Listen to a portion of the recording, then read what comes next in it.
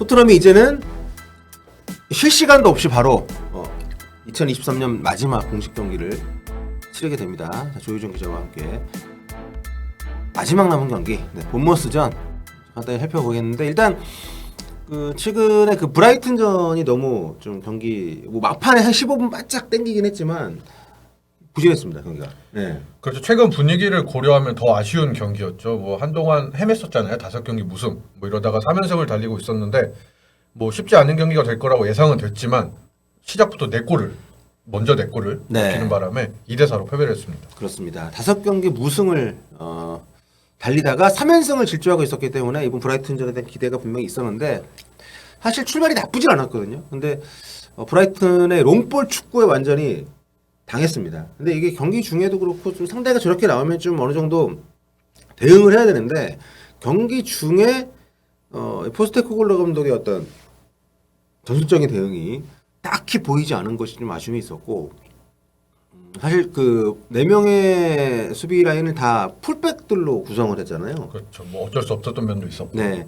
그런 상황에서 상대 공격수들과의 어떤 1대1 상황이 굉장히 많이 만들어지는데 여기에 토트넘이 그다지 잘 적응을 못하면서 아무튼 허점을 많이 노출을 했고, 비카리오 골키퍼의 선방이 아니었다면 정말 두세 골 전반에 더 먹지 않았을까. 그렇죠. 점수차가 더 벌어질 수도 있었던 경기. 그렇습니다. 그런 경기였습니다. 그래서 힌시어루드, 페드루, 에스토피냔 이렇게 좀 4골을 허용을 하면서 패배를 했습니다. 물론 막판에 15분 동안 바짝 좀 이게 손흥민 선수 톱에 올라가고 나서 교체 들어온 선수들, 특히 이날 뭐 성과는 없었지만 어쨌든 분위기 바꾸는데 굉장히 일조했던 힐, 그렇죠. 네, 이런 어떤 움직임들, 벨리스 이런 움직임들이 있으면서 2골을 만회를 하긴 했지만 승리를 가져가는데 역부족이었고, 이거 이겼으면 탑4 진입이었는데 탑4 진입에 실패를 했고 이제 웨스트햄이랑 아스널을 잡았어요. 그렇죠. 대열을 낚았죠. 그렇습니다. 그래서 웨스트햄이 바짝 또 따라 붙었습니다, 토트넘을.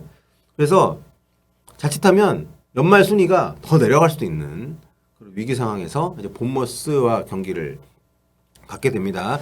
본머스하고 이제 올 시즌에 이미 경기를 했는데 그때 이제 2대 0으로 승리를 좀 했는데 지금 본머스는 그때 본머스랑 완전히 다릅니다. 그렇죠. 본머스가 올 시즌 앞두고 이제 게리 오닐 감독과 결별을 하고 이라올라 감독을 선임을 했죠.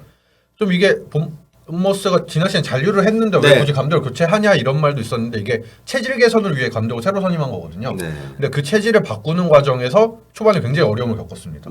첫 11경기에서 1승 3무 7패 뭐 이렇게 굉장히 부진한 강등권까지 떨어졌고, 이 과정에서 이제 토트넘이랑 첫 맞대결이 있었죠. 네, 그렇죠. 그랬는데 이제 이라올라 감독의 시스템이 자리를 잡으면서 최근 7경기에서 6승 1무 무패행진을 달리고 있습니다. 세메뇨, 뭐 솔랑키 이런 공격수들이 지금 막 터지고 있고요. 첫 11경기 1승 3무 7패였는데 최근 7경기 무패입니다.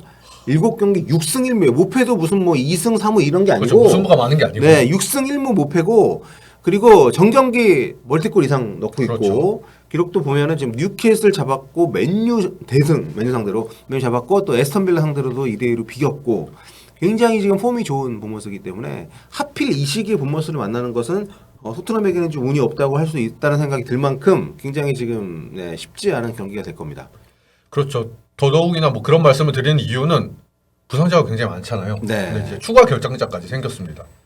이제 그렇죠. 쿨루셉스키가 이제 전반 23분에 PK로 이어졌던 반칙이 있었죠. 그때 이제 경고를 받으면서 본머스전에 출전할 수 없게 됐습니다. 그것이 심판에 따라서 퇴장시킬 수 있는 반칙이었어요. 이게 그 명백한 득점 상황 저지에 대해서 이게 플레이하다가 나온 반칙인 경우에는 PK만 주고 옐로 카드로 끝나지만, 이거는 사실 좀 의도적으로 잡아당긴 거잖아요. 당겼기 때문에 심판에 따라서는 빡빡하게 보는 사람은 요거 제가 볼 때 좀 카드 색깔 다 바뀌어도 할 말이 없는 상황이라고 생각하거든요. 근데 어쨌든 다행히 그 퇴장은 면했지만 다음 경기를 못 나오게 됐기 때문에 토트넘이 안 그래도 지금 뭐 이탈자가 많고 그 자리에 뛸 수 있는 선수 메디슨 빠진 자리를 쿨루스 메꾸고 있었는데, 로셀소가 분명 할 수 있죠. 할 수 있는데 오늘 보니까 로셀소도 좀 그렇죠. 불안하더라고요. 네, 그런 면이 있고, 사실 이게 더 아쉬운 게 이번 경기를 넘어갔으면 쿨루셉스키가 옐로 카드를 안 받았으면은 그 다음 경기에선 받아도 그 다음 경기 안 나오지 않거든요. 네. 이제 19번째 경기까지가 5장 경고 시 한 경기 출장 정지고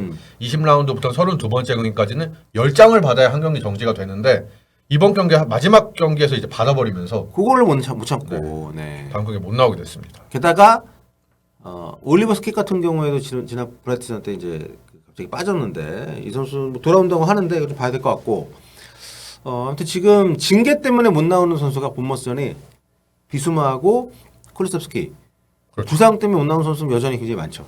그렇죠. 뭐 메디슨, 벤탄쿠르, 판도펜, 로메로, 솔로몬, 페리시, 세세뇨 뭐 한동안 못 본 선수들이 꽤 많기도 하지만 네. 지금 굉장히 쉽지 11명을 제대로 꾸리는 것도 쉽지 않은 상황입니다. 네. 그 이럴 때 이제 다른 선수들이 좀 치고 올라와 줘서 일단 반더벤 공백 메워준 뭐 밴데이비 정도만큼이라도 해주면 좀 괜찮을 텐데 쉽지 않은 것 같아요. 지금 로세소 같은 경우에도 이 친구가 좀 잘 풀어주면서 1대1에도 좀 강하고 이런 부분들이 있는데 이날 그 오히려 PK 내주고 그렇죠.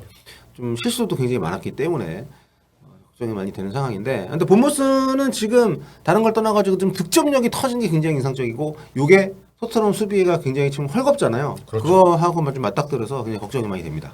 근데 본머스가 이제 가장 강력한 무기가 이제 압박이거든요. 네. 압박을 이제 앞쪽에서 압박을 끊어내고 이제 공격으로 이어가서 그걸 득점까지 연결시키는 능력이 굉장히 탁월합니다. 네.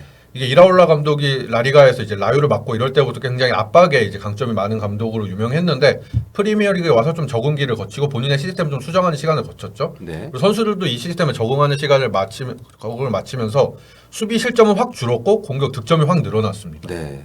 그리고 그 중심에는 지금 솔랑케 선수가 있죠. 그렇습니다. 솔랑케 선수가 최근에 그 노팅엄 포레스트 잡을 때였나? 네, 해트트릭이죠. 해트트릭 했었고 7경기 8골입니다. 그렇습니다. 최근에 지금 득점 순위에서도 손흥민 선수 위에 올라가 있어요. 그렇죠. 7경기 8골 하면서 손흥민 네. 선수보다 한 골 많아졌죠. 그렇습니다. 굉장히 지금 4-2-3-1 포메이션으로 매 경기 시즌 초부터 하고 있는데 선수 구성에 약간 변화가 있긴 합니다만 어쨌든 시즌 중이기 때문에 뭐 선수를 대대적으로 영입을 하고 이런 거 없이 정말 이라올라 감독 체제가 확실하게 자리를 잡으면서 아주 좋은 그런 흐름을 이어가고 있는 본모스입니다. 지금 최근 7경기 무패 기간 동안 18골을 넣었거든요. 네. 근데 그 이전에 11경기 동안은 그 절반이 9골밖에 못 넣었었어요. 그래서 득점력이 확 살아났다고 볼 수 있고 최근 3경기에서 연달아서 3골씩 넣고 있습니다. 네. 이게 참 흐름이라는 게 있기 때문에 뭐 지난 시즌의 맨시티처럼 늘 가장 센 팀 맨시티 이런 게 있지만 이렇게 본머스나 아니면 중위권 이런 팀들 같은 경우에 좀 기복이 있단 말이에요. 그렇죠. 이럴 때 좀 내리막일 때 만나야지 편한데 이렇게 바짝 올라와 있을 때 만나는 거는 좀 부담이 확실히 되고 게다가 본머스는 지금 토트넘보다 이틀을 더 쉬었습니다.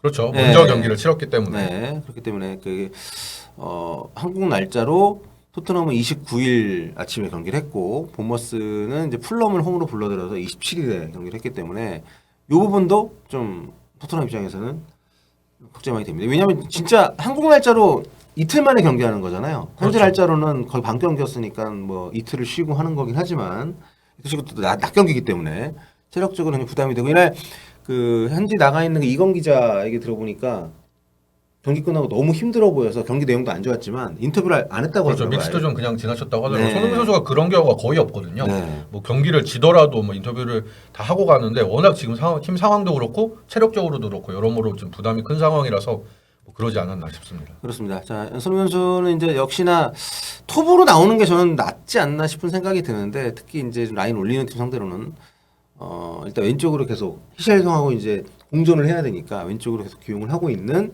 포스테코글루 감독인데 본머스에서는 애덤 스미스 보이지 않는 쪽은. 네, 인비저블 핸드 그렇죠. 하는 손에 애덤 스미스 91년생의 노장 수비수입니다. 이 선수하고 좀 만날 것 같네요. 네, 원래 이제 본머스 오른쪽 수비 주전 수비수는 이제 막스 에런스라고 젊은 이제 오른쪽 수비수가 있는데 네, 노리치에 있던 네, 그렇죠. 굉장한 유망주로 이제 이름을 알렸던 선수인데 이 선수가 11월 중순부터 지금 부상으로 못 나오고 있습니다. 네. 이 선수가 지금 라인업에 복귀는 했는데 지난 경기 통해서 복귀는 했는데 아직 이제 경기를 실제적으로 그라운드를 밟진 않았기 때문에 아마 토트넘전에서도 이제 애덤 스미스가 그대로 나오지 않을까 싶고 네. 그래서 굉장히 노련한 선수이기 때문에 뭐 좀 여러모로 어려움이 있을 수도 있지만 사실 뭐 본머스 압박을 하는 팀이고 이제 스미스가 뭐 굉장히 빠르거나 그런 선수는 아니기 때문에 오히려 여기 이용해서 손흥민 선수한테 기회가 생길 수도 있지 않을까 싶긴 합니다. 네, 최근 스미스가 선발로 나선 6경기에서는 5실점. 근데 최근 분위기 좋으니까.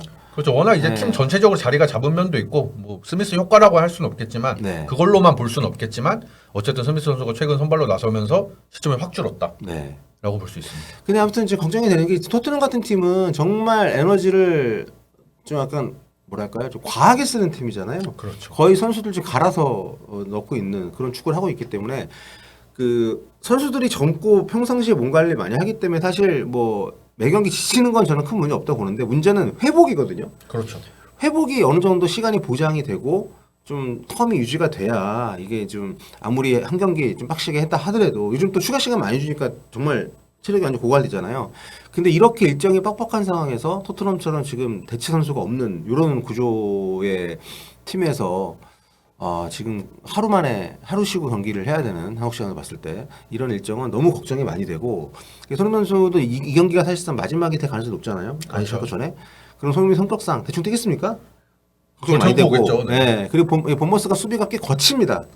그리고 이번 브라이튼전도 그랬지만 손흥민 선수를 마크하는 선수들이 많이 건드리거든요. 그래서 이런 부분들이 굉장히 걱정이 되는 경기여서 팀 성적도 성적이지만 제발 별일 없이 잘 마무리가 됐으면 좋겠는데 토트넘이 이번 브라이튼전은 워낙 좀 못했기 때문에 좀 하여튼 여러 가지로 좀 걱정 많이 돼요. 선수들이 심리적으로도 굉장히 좀 많이 쫓기는 상태로 경기를 해줄 수 있고 이게 잘 될지 모르겠습니다.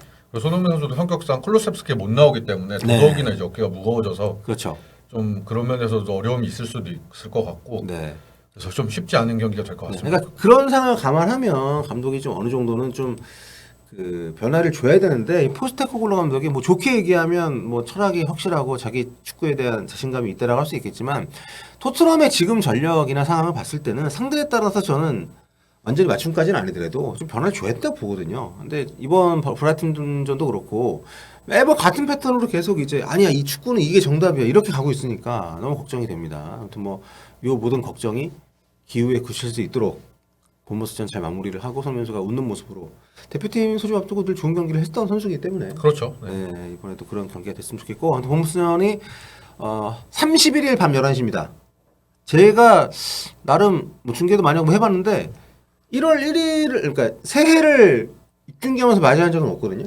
그렇죠. 이 경기 도중에 이제 우리나라 시간으로 새해가 되겠네요. 그렇습니다. 요거 굉장히 좀 남다른 경험이 될 텐데 이때 과연 토트넘은 앞서고 있을지 이제 좀 궁금해지고 여러분들 시간 되시는 분들은 네, 함께 입중계도 보러 와주시면 감사하겠습니다. 소정님께서 흥민 축구와 함께 해피 뉴 이어 하셨는데 정말 해피 뉴 이어가 됐으면 좋겠습니다. 자, 본머스전 2023년 토트넘 마지막 경기 프리뷰 한번 진행을 해봤습니다.